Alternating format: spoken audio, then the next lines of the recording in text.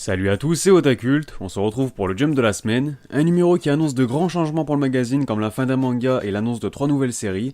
J'en profite au passage pour vous remercier pour les 19 000 abonnés, je vous rappelle que je vous réserve une vidéo sur vos mangas préférés du Jump pour les 20K. Les votes sont d'ailleurs déjà clos, donc je compte sur vous pour partager la chaîne autour de vous, histoire que l'on découvre le top ensemble. Je vous invite aussi comme toujours à aller checker ma vidéo Jump pour les nuls si ce n'est pas déjà fait, afin de mieux comprendre le fonctionnement du magazine. Vous pouvez aussi me rejoindre sur Twitter, Insta, Discord ou encore me soutenir sur Utip, vous avez accès à tout ça dans la description. Bref, sur ce, ne perdons pas plus de temps, place au générique.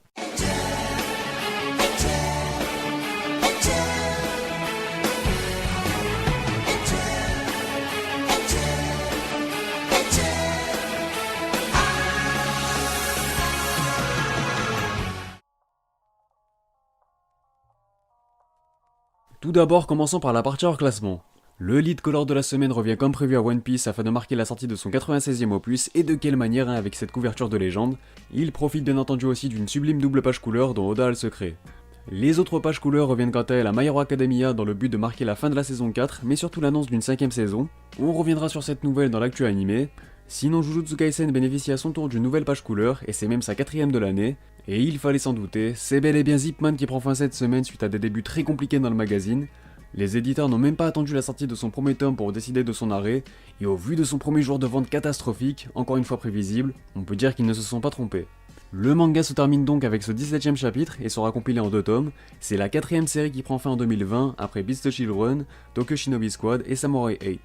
Et enfin, du côté des absents, toujours aucun changement à signaler pour Hunter x Hunter. On passe maintenant au classement qui est composé de 15 mangas, soit exactement pareil que la semaine passée.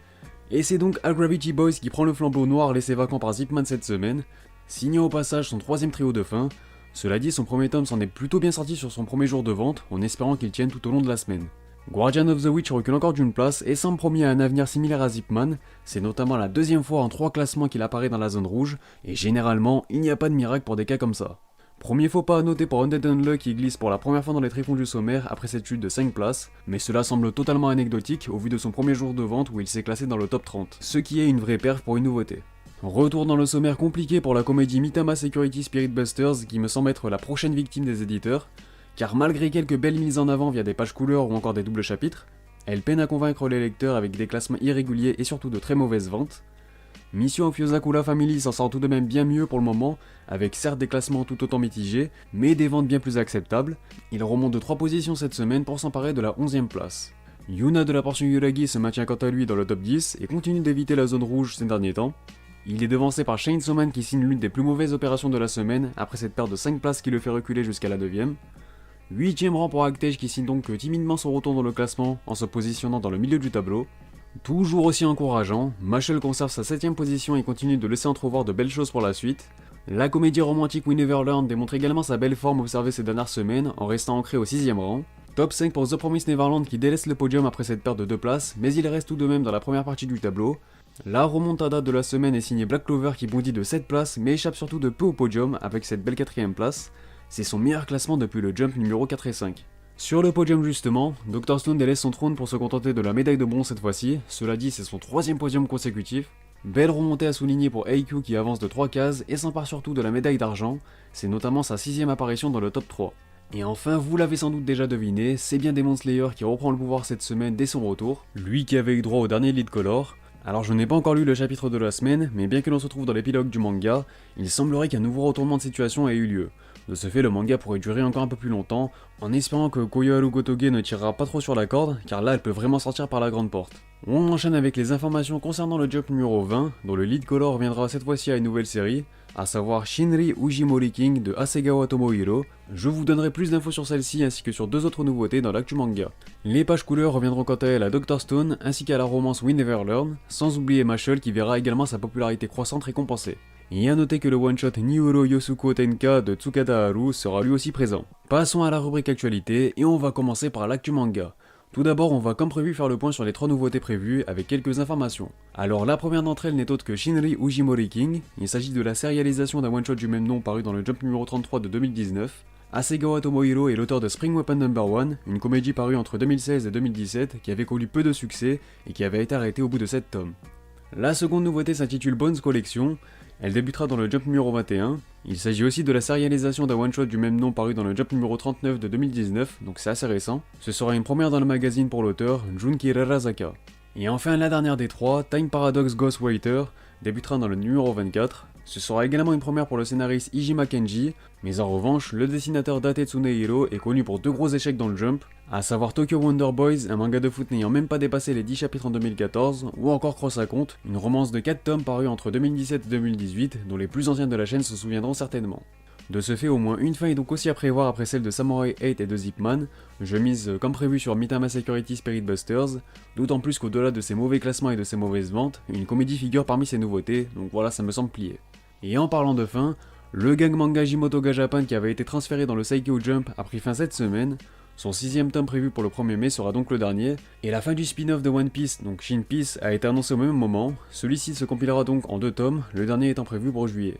Mis à part ça, voici un premier visuel du 20ème volume de Demon Slayer qui paraîtra début mai au Japon. Sinon, pour marquer le coup de la sortie du 96ème opus de One Piece, la Shueisha a mis en ligne un petit teaser assez classe histoire d'en faire la promotion. Black Clover y a également eu droit pour la sortie de son 24ème tome, mais aussi pour célébrer son 5ème anniversaire. Et enfin de son côté, We Never Learn a atteint un tirage total de 3 600 000 exemplaires au Japon. On passe enfin à l'actu anime avec la grande nouvelle de la semaine. My Hero Academia va bénéficier d'une 5ème saison sans grande surprise. Le studio Bones nous a notamment déjà révélé un premier visuel, mais surtout un premier teaser, mais en revanche, aucune date n'a été précisée pour le moment. Sinon, la seconde partie de la 4ème saison de Haikyuu s'offre elle aussi un nouveau teaser. Rendez-vous cet été pour la reprise de l'anime. Et enfin, le site officiel de l'anime de Black Clover a aussi annoncé vendredi que le groupe Snowman allait assurer le nouvel opening de la série, il s'intitule Stories. Lingjing a quant à lui pour titre Answer et sera interprété par le chanteur Virtual Cough. Ils seront dévoilés dans le 129ème épisode qui sera diffusé le 7 avril prochain. Pour conclure cette vidéo, je vous propose comme toujours le top Oricon avec les ventes de la semaine du 23 au 29 mars 2020. On entame ce top avec le 26ème opus de My Hero Academia qui apparaît à la 49ème place cette semaine. Il chute donc de 28 étages après avoir écoulé plus de 25 000 exemplaires, permettant à son total de dépasser la barre des 470 000 unités. Il est encore une fois devancé par le 18ème volume de The Promised Neverland qui perd aussi du terrain, 19 positions pour être précis, un 39ème rang pour lui qui a encore ajouté 30 000 exemplaires à son compteur, se rapprochant quant à lui des 460K. Encore une fois, je vous avais prévenu que le boost de Demon Slayer était loin d'être terminé puisque la série a écoulé plus de 2,5 millions d'exemplaires cette semaine. Cette performance lui permet de dépasser les 34 millions de copies vendues en 2020 et de devenir la deuxième meilleure performance de l'histoire sur une année du Top Oricon. Il n'est plus qu'à un peu moins de 4 millions du record absolu de One Piece qui est d'environ 38 millions. Une chose à noter, il reste encore 33 semaines avant la fin de l'année. Bref, je vous laisse avec le top Kimetsu.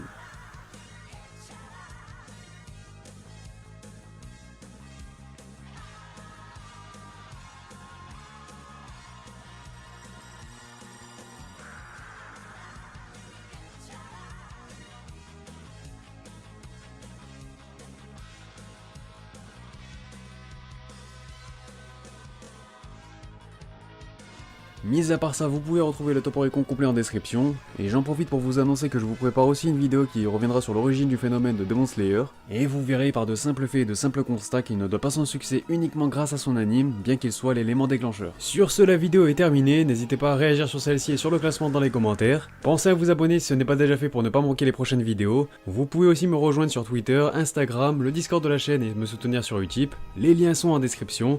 Quant à moi, je vous dis à bientôt pour de prochaines vidéos, portez-vous bien, et sur ce, on se revient.